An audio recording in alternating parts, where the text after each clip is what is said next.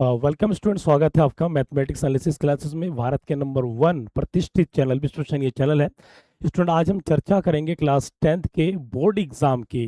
Class 10th के first book आपके ध्यान देना, फर्स्ट फ्लाइट प्रोस के पहला पोएम है जो मोस्ट इंपॉर्टेंट है। हर साल यहीं से क्वेश्चन बनते हैं, चाहे वो सेंट्रल आइडिया हो, चाहे शॉर्ट क्वेश्चन हो, चाहे एमसीक्यू हो, आपको यहीं से मिलेगा। एक एक क्वेश्चन को हम डीपली जानेंगे, स्टेंजा वाइज को हम समझेंगे, स्टेंजा का एक हिंदी बताएंगे। उसके बाद स्टेंजा वाइज के जो क्वेश्चंस आते हैं, जिसे कहते हैं एक्सट्रैक्ट वाइज क्वेश्चन, वो भी हम पढ़ेंगे। ठीक है, डिफिकल्ट मीनिंग के साथ पढ़ेंगे, इमेज के साथ पढ़ेंगे, कविता आखिर क्या कहती है, इसका उद्देश्य क्या, ये सारा चीज़ हम पढ़ेंगे। स्टूडेंट्स बने रहिए आज के क्लास में, मोस्ट इंपॉर्टेंट। तो आप देख रहे हैं मेरे पीछे पोएम 1 है, डस्ट ऑफ सुनो। इसका हिंदी है वर्फ के कण। पोएट कौन है? Robert Frost. रॉबर्ट फ्रॉस्ट, ध्यान देना ये कौन है, सबसे पहले हम इनके बारे में जानेंगे। ठीक है, तो यहाँ पर आप देखिए सबसे पहले डस्ट। अब सुनो, डस्ट का वैसे अगर अर्थ निकाले तो होता धूल, परंतु यहाँ क्या है? कण। स्नो में होता वर्फ के कण। वर्फ के कण का मतलब आइस में तो वर्फ, यहाँ पर स्नो का मतलब होता है वर्फ के छोटे छोटे कण, वर्फ के कण। तो रॉबर्ट फ्रॉस्ट जी कौन है? सबसे पहले हम बात करेंगे कि ये 20वीं शताब्दी के 20th सेंचुरी के पोएट है। कौन है? 20th सेंचुरी पोएट है, 20वीं शताब्दी के पोएट है। दूसरा कौन है? ये अमेरिकन पोएट है, अमेरिकी कवि है। ठीक है, इनका अमेरिकी पोएट है, अमेरिकी कवि है। इनका जो काम है, आप 10th में, 11th में, 12th में, यहाँ तक कि BA MA में इनका बहुत ही वर्क है। Robert Frost is very famous, well non, eminent poet in English literature students. ठीक है, तो ये आपको यहाँ बता दिए। अब चलेंगे इनके आगे के काम के बारे में। इनके बारे में थोड़ा सा एक ओवरव्यू भी देना चाहूँगा। ठीक है, तो आप जो देख रहे हैं, ये जो व्यक्ति है हमारे रॉबर्ट फ्रॉस्ट भैया है। कौन है ये? रॉबर्ट भैया है। और रॉबर्ट फ्रॉस्ट का जो पूरा नाम होता है रॉबर्ट ली फ्रॉस्ट, परंतु बुक में कहीं कहीं रॉबर्ट फ्रॉस्ट, रॉबर्ट ली फ्रॉस्ट। ठीक, तो इनके बारे में थोड़ा सा ओवरव्यू देंगे। तो कौन है ये? अबाउट द पोएट, कवि के बारे में। ठीक है, तो यहाँ पर देखिए, रॉबर्ट ली फ्रॉस्ट, ये 26 मार्च 1874 को जन्म हुआ था और इनकी मृत्यु 29 जनवरी 1963 को हुआ था। और ये कौन है? अमेरिकन पोएट, जैसे कि मैंने बता दिया था। तो his work was initially published in England. इनका काम जो इंग्लैंड में प्रकाशित हुआ था, before it was published in the United state. ठीक है, तो यूनाइटेड स्टेट में पब्लिश होने से पहले इंग्लैंड में पब्लिश हुआ था। और इनको एक बहुत ही, ठीक है, एक बहुत ही जाने माने अच्छे कविकार के रूप में जाने जाते हैं हमारे।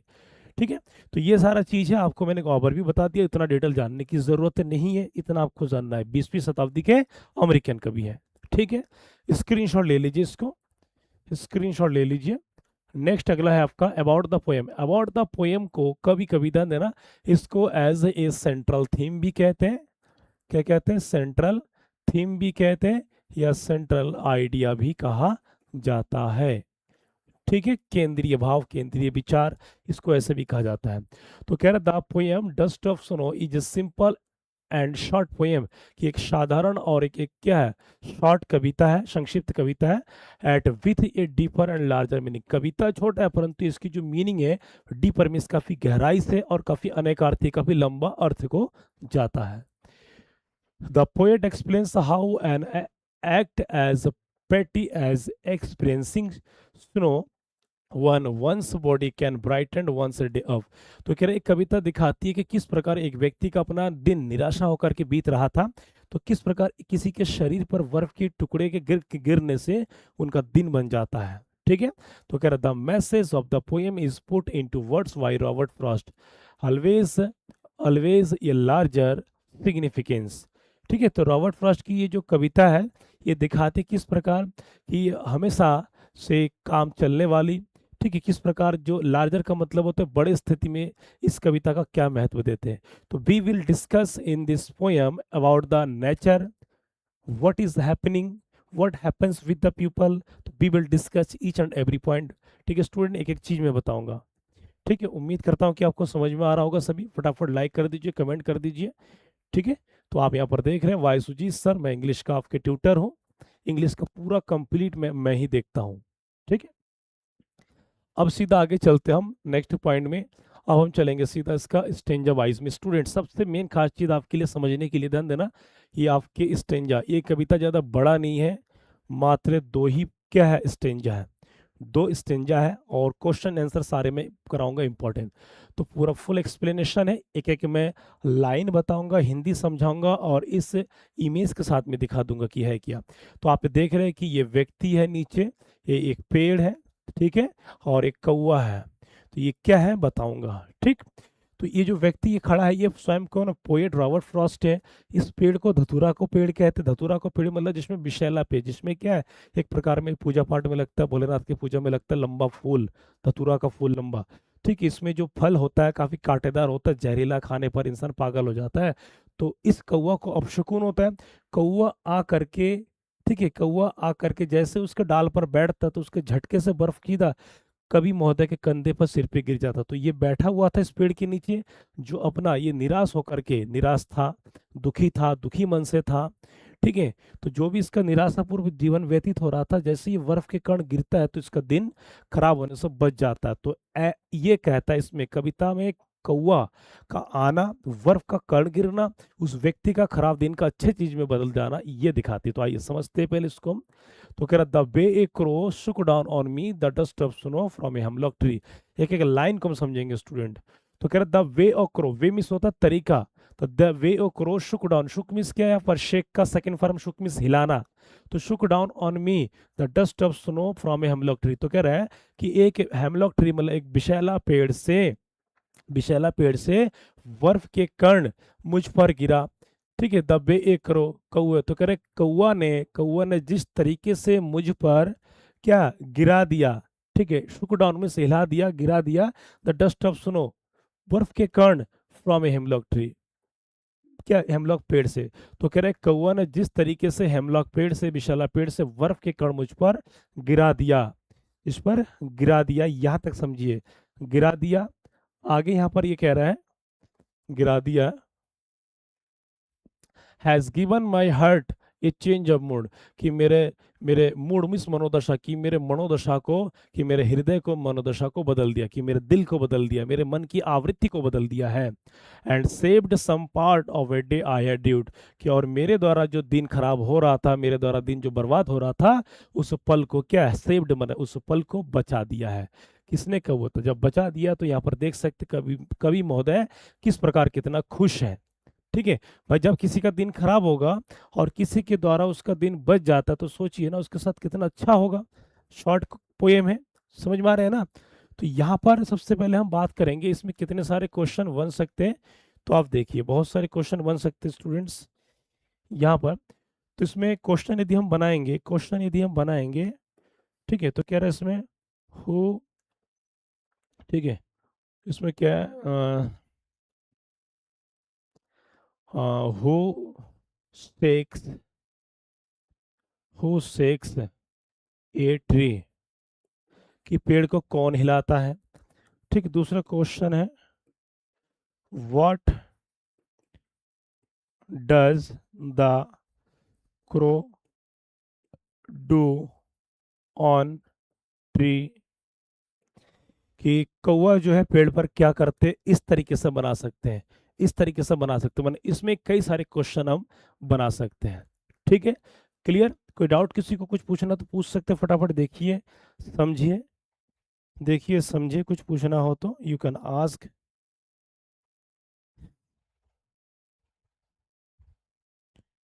फटाफट स्टूडेंट देखिए, कुछ पूछना किसी को,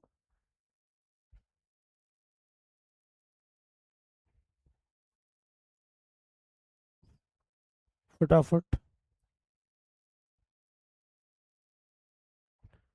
ठीक है, समझ में आ गया ना।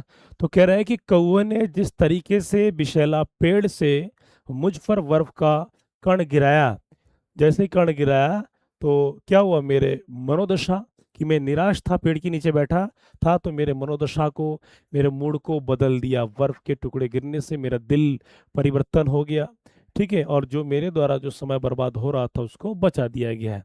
तो आप इमेज किस तरीके से देख सकते हैं। तो ध्यान देना स्टूडेंट, इंसान का जीवन कब किस तरीके से किसका कैसे बदल जाए ऐसा कोई कहा नहीं जा सकता है, ठीक है, समझ में आया ना। अब इसका क्या है, ये कुछ डिफिकल्ट मीनिंग है, ध्यान देना, ये वर्ड्स है, ये इंग्लिश मीनिंग से हिंदी मीनिंग।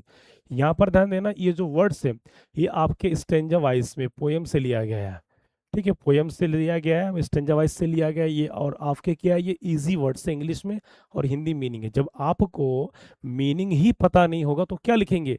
तो ध्यान देना, स्टूडेंट के लिए सबसे मेन चीज़ होता है कि स्टेंजा वाइज में क्या उसका डिफिकल्ट मीनिंग हो, क्योंकि जब वर्ड मीनिंग होगा तभी क्या सेंटेंस बना के लिख सकता है। ऐसा नहीं कि स्टेंजा आया है आप कोई भी चिपका के दे आए।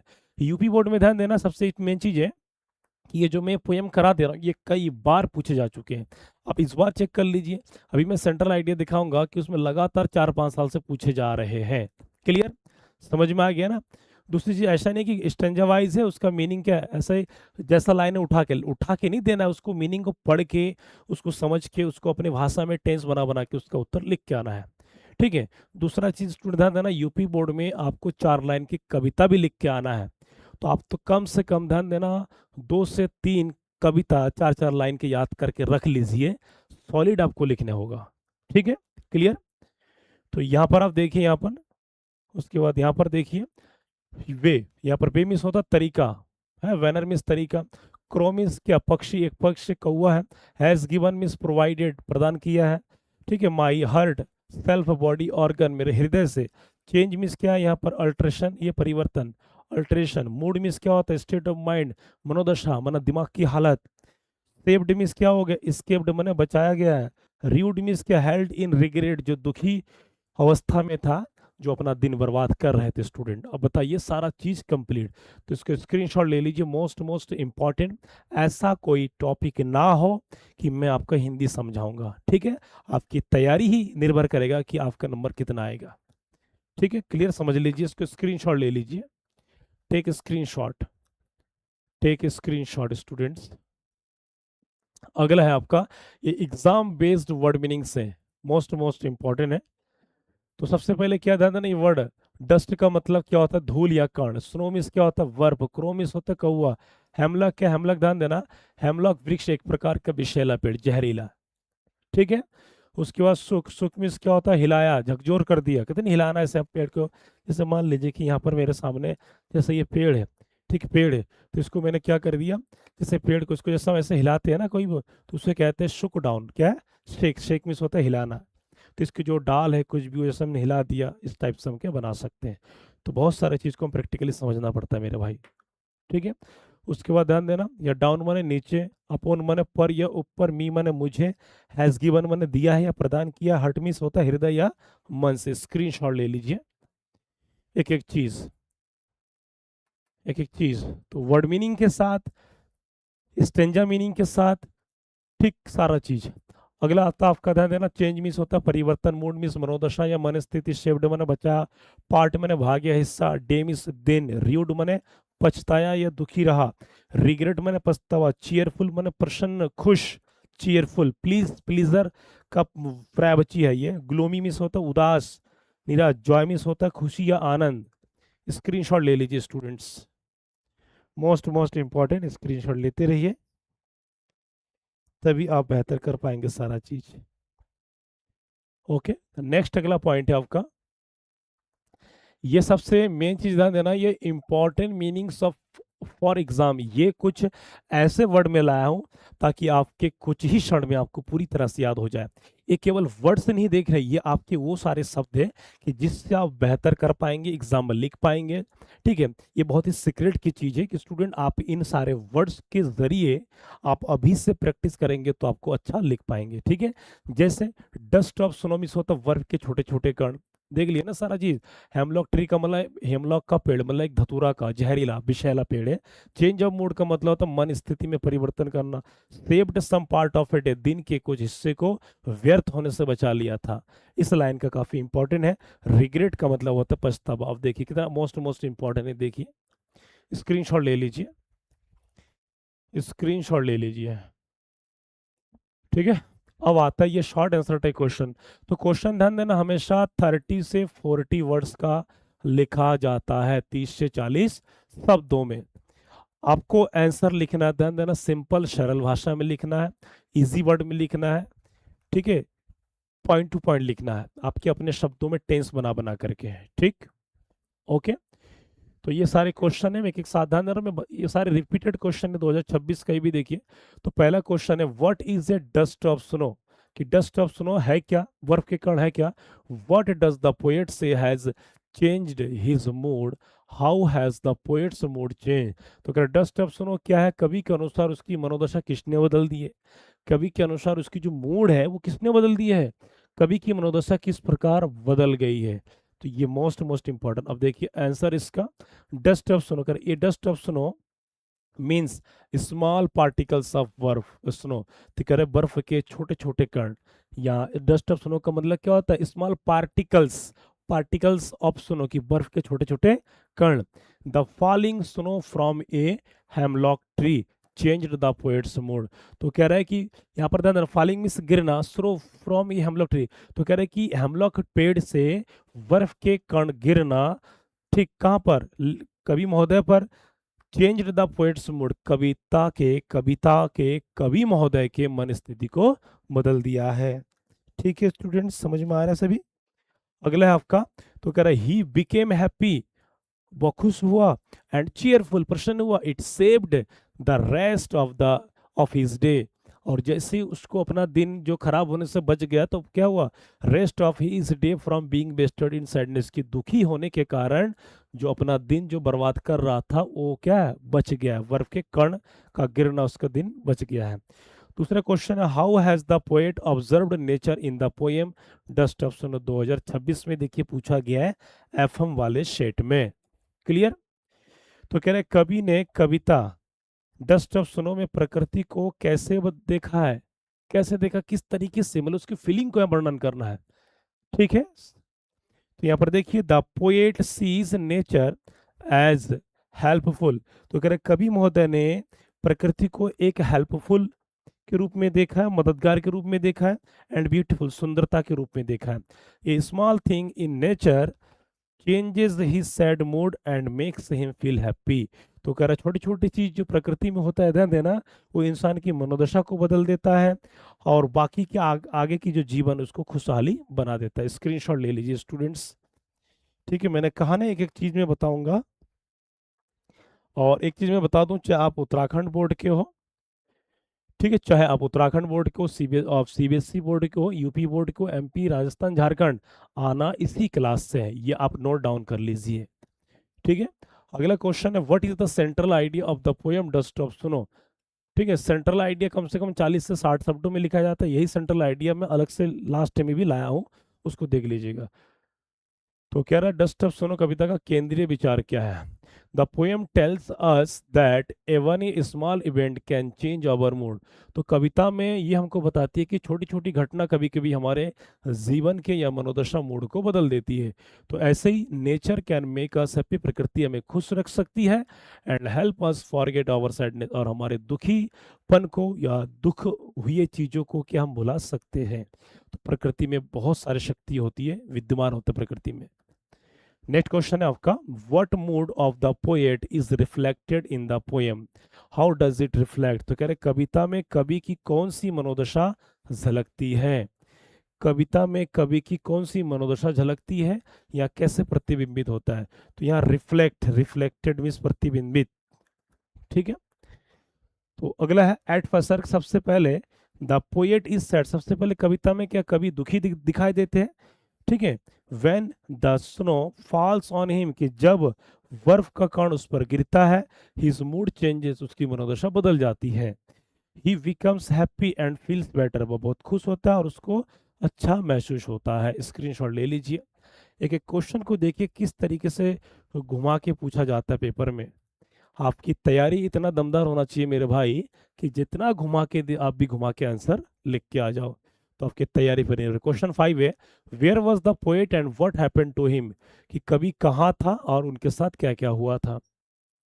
The poet was standing under a hemlock tree, कवि महोदय क्या था कि इस पेड़ के नीचे वह खड़ा था। ए क्रो शुक द ट्री, और क्या किया कौवे ने उसको, उस पेड़ को हिला दिया। Past indefinite tense, past continuous tense, present indefinite tense, यही सब काम आता है जो मैंने करा दिया है। ठीक है, तो अगर and some snow fell on him, और कुछ बर्फ के कण उस पर गिरा। दिस चेंज्ड हिज मूड, और इसी चीज ने उसके क्या मनोदशा को बदल दिया है। ठीक है, छठवां नंबर है, नैरेट ये सिमिलर एक्सपीरियंस, सिमिलर का मतलब होता है मिलता जुलता। तो narrate a similar experience of your life when nature intervened and changed your mood. अपने जीवन का एक ऐसा ही अनुभव बताए जब प्रकृति ने हस्तक्षेप किया और आपकी चित्तवृत्ति मन बदल गई हो। कभी कभी होता नहीं, घर वालों से झगड़ा किए या कोई कांड हो गया, कोई घटना हो गई, या कोई बहुत कुछ भी हुआ आपके साथ, तो आप दुखी हो, आप सीधा क्या करते हैं, घर बार छोड़ करके जंगल की ओर चले जाते हैं, पेड़ के नीचे बैठते हैं और सुकून चाहिए। तो ऐसा होता है हर किसी के साथ। तो ये यहाँ पर कवि महोदय आपके कविता के माध्यम से आपको यहाँ पर क्या याद दिलाना चाहता है कि इंसान के साथ क्या क्या चीज होती है। ठीक है। तो आंसर क्या रहा, वन डे, एक दिन, आई वॉज फीलिंग, यहाँ पर अपने बारे में, जैसे मान लीजिए कि मेरा है तो मैंने लिखा, आप अपना लैंग्वेज भी लिख सकते हैं। तो कह रहे one day I was feeling sad, कि एक दिन मैं काफी दुखी महसूस कर रहा था। देन आई सा ये beautiful rainbow after the rain, तब मुझे बारिश के बाद एक ब्यूटीफुल सुंदर सा इंद्रधनुष दिखाई दिया 7 कलर के। It made me happy and I forgot my sadness, और इसी को देख करके मैं खुश हो गया और मैं अपने सारे पुराने गम दुख दर्द को मैंने भूल दिया कि जा तू अब चले जा, तेरी कोई जरूरत है नहीं। ठीक है। इन सारे चीजों को इसमें ये दिखाया गया है। ठीक, क्लियर? किसी को कुछ पूछना है, स्क्रीनशॉट ले लीजिए स्टूडेंट्स, स्क्रीनशॉट ले लीजिए।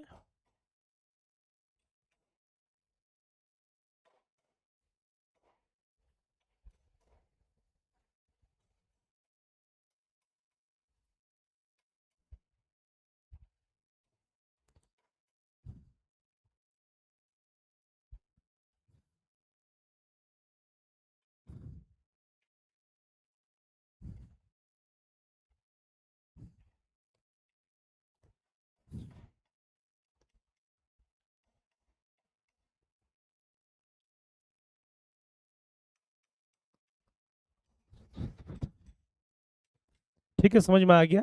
तो बहुत सारे चीजों को हमको इग्नोर करना पड़ता है लाइफ में। स्टूडेंट मैं एक चीज बताना चाहूंगा, यदि आपका किसी से दुश्मनी है तो उनसे झगड़ा मत कीजिए, उनको इग्नोर कर दीजिए। जब इग्नोर करेंगे, दूर रहेंगे ना, तो आपका समय बचेगा।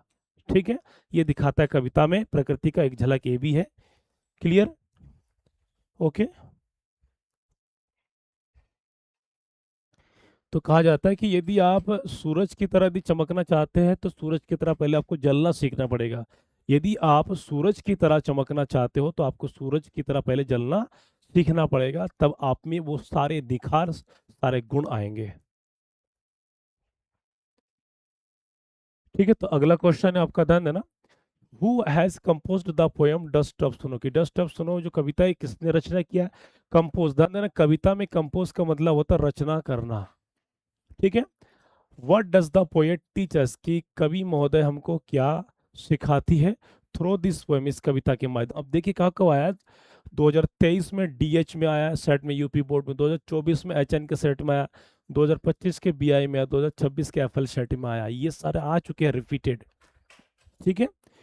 तो आंसर क्या रहा है, the poem dust of Snow is written by Robert Frost, Robert Frost ji के द्वारा लिखी गई है।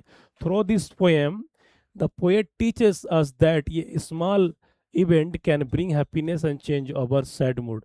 तो कह रहा है कि इस कविता के माध्यम से, कविता के माध्यम से कवि महोदय हमको ये सिखाते हैं कि छोटी छोटी घटना हमारी जीवन की खुशियाँ बदल देती है, हमारे दुख की स्थिति को बदल सकती, ये दिखाया गया है ना। एक एक चीज को बदल दिया सारा चीज। स्टूडेंट्स स्क्रीनशॉट ले लीजिए।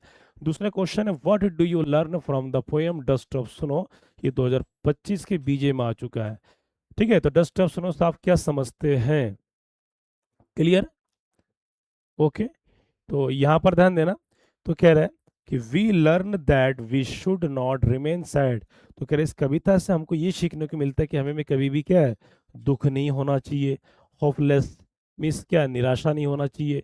Small and simple things in nature can make us happy. तो कह रहा छोटी छोटी चीज या साधारण जो चीजें हैं, ठीक है, प्रकृति में, कैन मेक अस हैप्पी, हमको खुश रख सकती है। And help us think positively, और हमको सकारात्मक रूप से क्या मदद कर सकने में मदद करती है। स्क्रीनशॉट ले लीजिए, स्क्रीनशॉट ले लीजिए स्टूडेंट्स। ठीक है, स्क्रीनशॉट ले लीजिए। इसलिए मैं कहता हूँ स्टूडेंट्स, आपको दुख नहीं होना है।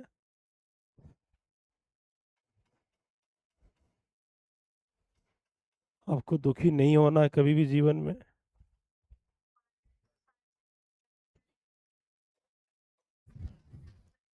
ठीक है, तभी स्टूडेंट्स थोड़ा सा दिमाग में कुछ आ गया है, तो कहते हैं ना कि वहां तक साथ चलो जहां तक क्या है, हालात सही हो। जब हालात बदल जाए तो तुम भी बदल जाना।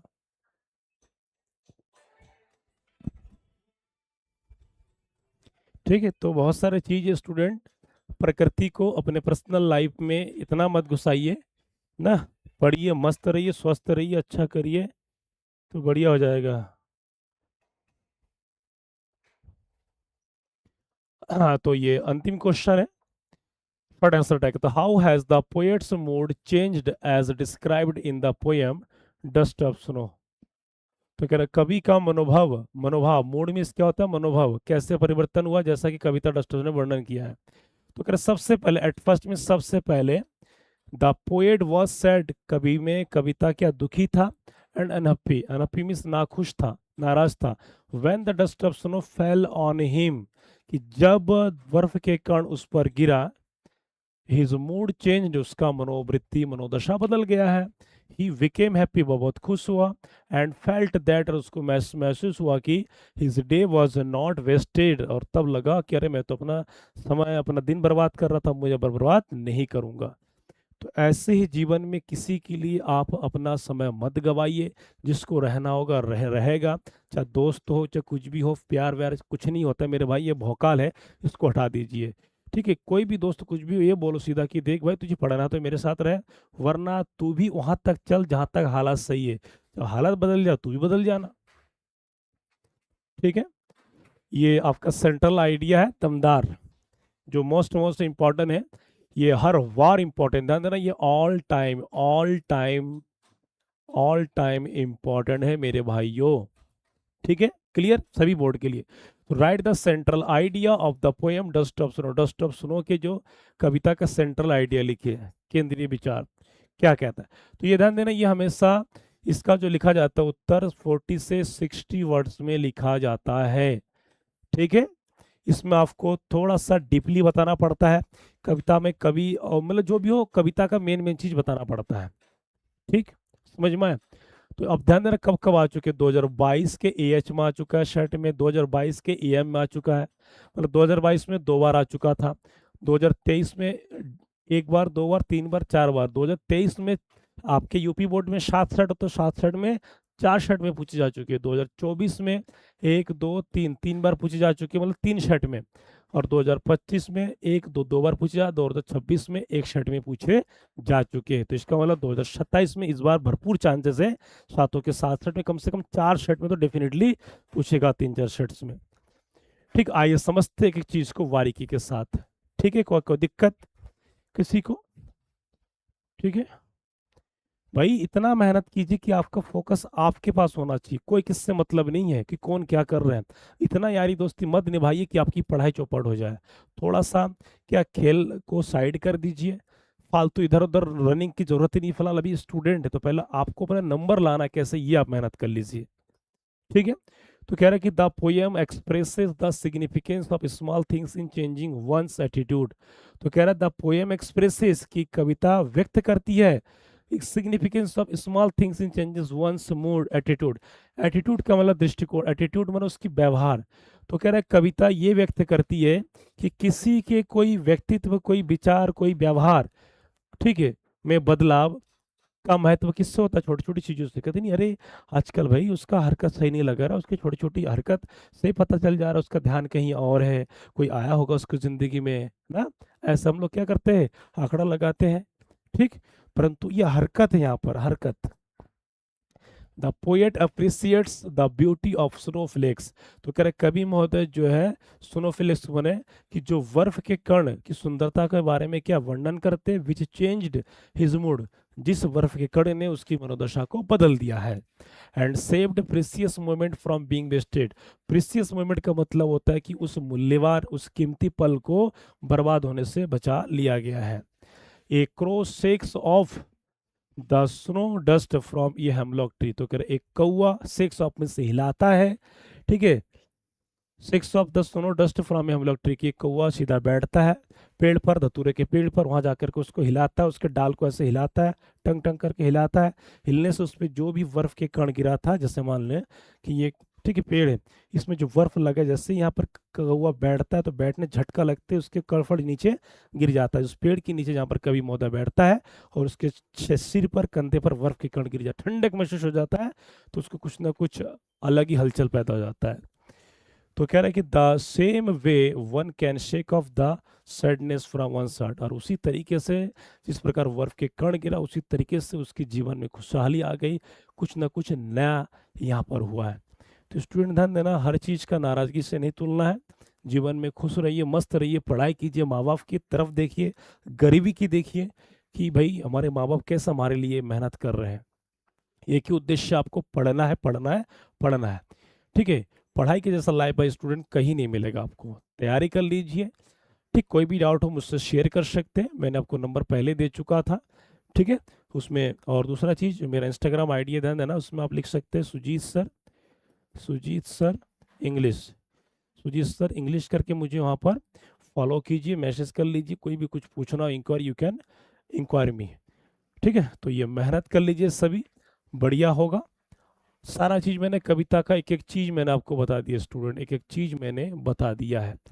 तो इस कविता को शुरू से पढ़िए, डीपली में जाइए, स्टेंजा को देखिए, स्टेंजा को स्क्रीनशॉट लीजिए, शॉर्ट क्वेश्चन को स्क्रीनशॉट लीजिए, और खासकर डिफिकल्ट वर्ड मीनिंग को उसी को प्रैक्टिस कीजिए, नोट्स बनाइए, आपकी तैयारी बेहतर होगा।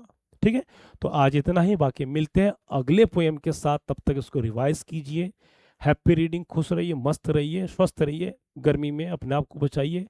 ठीक है, बाकी मिलते हैं कल।